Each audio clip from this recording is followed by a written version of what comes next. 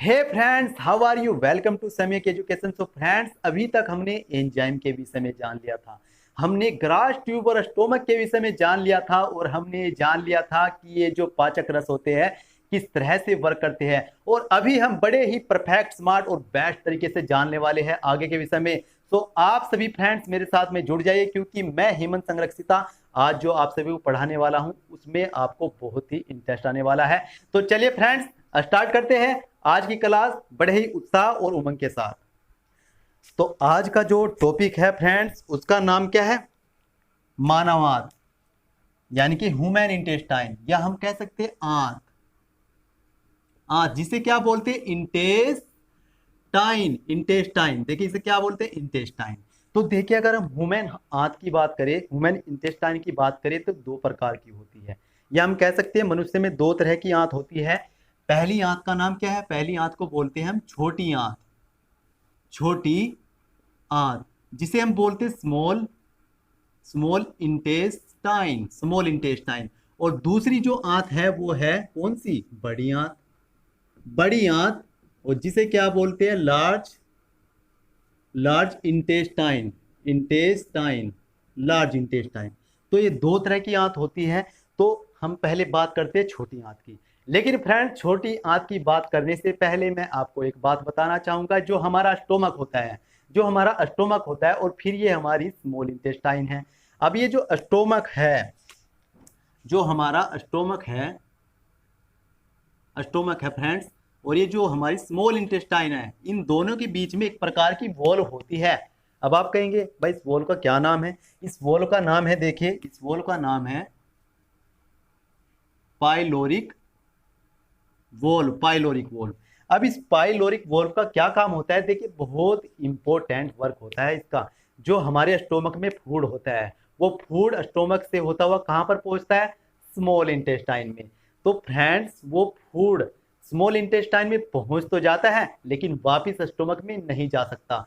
तो ये जो पाइलोरिक वॉल्व होती है ना, तो इसका काम होता है फूड को वापिस जाने से रोकना। तो इतना इंपॉर्टेंट काम है इसका। तो फिर हम बात करते हैं अब स्मॉल इंटेस्टाइन की। तो जो हमारी स्मॉल इंटेस्टाइन होती है ना, ये हमारी एलिमेंट्री कैनाल, ये हमारी एलिमेंट्री कैनाल, यानी कि जो हमारी आहार नाल होती है ना, आहार नाल, जो हमारी आहार नाल होती है, देखिए उसका सबसे बड़ा पार्ट होती है स्मॉल इंटेस्टाइन। देखिए, अगर मैं इसके लेंथ की बात करूं, अगर मैं इसकी लेंथ की बात करूं, लेंथ, तो इसकी जो लेंथ होती है, देखिए वो कितनी होती है? 6 से 6.5 मीटर इसकी लेंथ होती है फ्रेंड्स। यानी कि हम कह सकते हैं 20 फीट के आसपास इसकी लेंथ होती है, 20 फीट। तो अगर मैं देखिए इसके डायमीटर की बात करूं, इसका डायमीटर की बात करूं, देखिए इसका जो डायमीटर होता है वो कितना होता है? वो होता है आपका 35 मिलीमीटर, या 1.5 इंच इसका डायमीटर होता है फ्रेंड्स। ठीक है। तो अब देखिए, जो हमारी स्मॉल इंटेस्टाइन होती है, ये तीन पार्ट से मिलकर बनती है, या हम कह सकते हैं इसके तीन पार्ट होते हैं। Divide in three part. अब देखिए कौन कौन से तीन तीन पार्ट होते हैं। तो जो पहला पार्ट है ना, उसका नाम क्या है? उसका नाम है डूडेनम। डूडेनम। अब इस डूडेनम को क्या बोलते हैं? पक्वाशय। पक्वाशय, या हम इसे बोलते हैं ग्रहणी। ग्रहणी। अभी जो ग्रहणी होती है, देखिए जो यू आकार की आकृति, एक प्रकार की यू के आकार की आकृति में जो होता है ना, ये जो यू के आकार की ये आकृति आपको दिखाई दे रही ना, ये यही क्या है फ्रेंड्स? यही क्या है? ये यही है डूडेनम। डूडेनम, तो इसे ही बोलते हैं, देखिए डूडेनम। ये क्या है? यही है डूडेनम। इधर से देख सकते हैं, ये डूडेनम है। ठीक है, यू आकार की आकृति, डूडेनम। तो फ्रेंड्स, अब ये पहला भाग हो गया डूडेनम। और इस डूडेनम की अगर हम बात करें, देखिए ये होता है 25 सेंटीमीटर, लगभग 25 सेंटीमीटर का होता है। और यहाँ पर क्या होता है फ्रेंड्स? देखिए यहाँ पर जो हमारा फूड होता है ना, जो हमारा फूड होता है उसमें यहाँ पर मिल जाता है बाइल जूस। बाइल जूस यहाँ पर मिल जाता है, और साथ ही इसमें मिल जाता है पेंक्रियाटिक जूस। Pancreatic juice.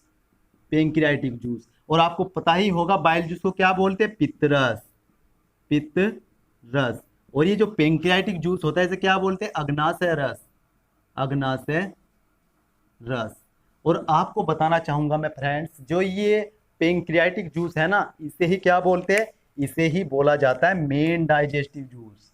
ये जो पेंक्रियाटिक जूस है इसे ही क्या बोला जाता है, मेन डाइजेस्टिव जूस। तो ध्यान रखिएगा, यानी कि इसे क्या बोलते हैं, मुख्य पाचक रस। तो यही होता है मुख्य पाचक रस, मेन डाइजेस्टिव जूस। अब फ्रेंड्स क्या होता है, फिर यहाँ से खाना मतलब एंजाइम उसमें मिलते हैं, और वो मिलने के बाद में कहाँ पहुँचते हैं, जेजुनम में, जो सेकंड पार्ट होता है।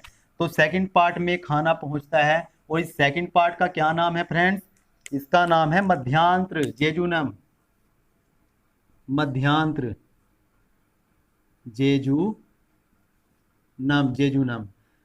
ठीक है, तो यहां पर खाना पहुंचता है। अगर मैं इसकी देखिए डायमीटर की बात करूं, डायमीटर यानी कि 2r, अगर इसकी बात करूं तो कितना होता है, 2.5 मीटर का ये होता है, 2.5 मीटर का।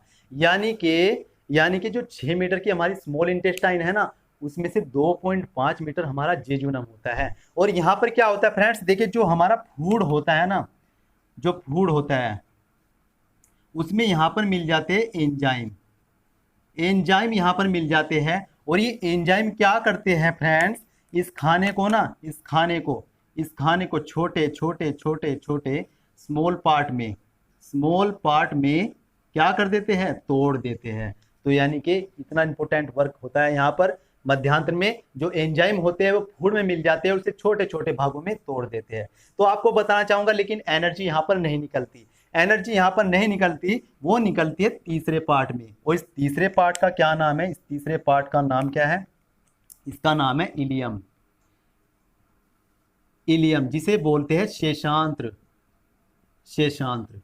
अब यहाँ पर क्या होता है फ्रेंड्स, यहाँ पर निकलती है एनर्जी, यानी कि जो न्यूट्रिएंट्स होते हैं, जो न्यूट्रिएंट्स होते हैं आपके पोषक पदार्थ हो गए, न्यूट्रिएंट्स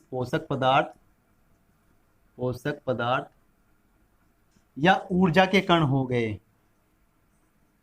ऊर्जा के कण हो गए, ऊर्जा के पार्टिकल हो गए, एनर्जी के जो पार्टिकल हो गए, उनका एब्जॉर्बेशन किसके द्वारा कर लिया जाता है, यहाँ पर स्मॉल इंटेस्टाइन के द्वारा कर लिया जाता है। यानी कि हम ये कह सकते हैं जो पोषक पदार्थ न्यूट्रिएंट्स होते हैं, ऊर्जा के कण होते, स्रोत होते हैं, उनका एब्जॉर्बेशन यहाँ पर स्मॉल इंटेस्टाइन के द्वारा कर लिया जाता है। तो हम यहाँ पर लिख सकते हैं एब्जॉर्ब किसके द्वारा कर लिया जाता है, स्मॉल इंटेस्टाइन के द्वारा, स्मॉल इंटेस्टाइन के द्वारा यहाँ पर एब्जॉर्ब कर लिया जाता है सब कुछ। और फिर यहाँ पर हम ये कह सकते हैं digestion process is complete, digestion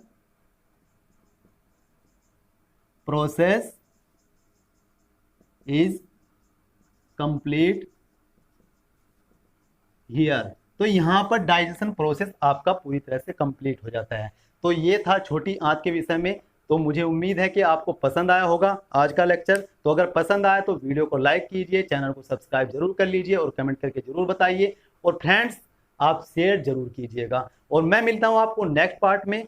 इसका जो नेक्स्ट पार्ट है तो उसमें हम पढ़ेंगे बड़ी आंत के विषय में। तो तब तक के लिए जय हिंद, जय भारत।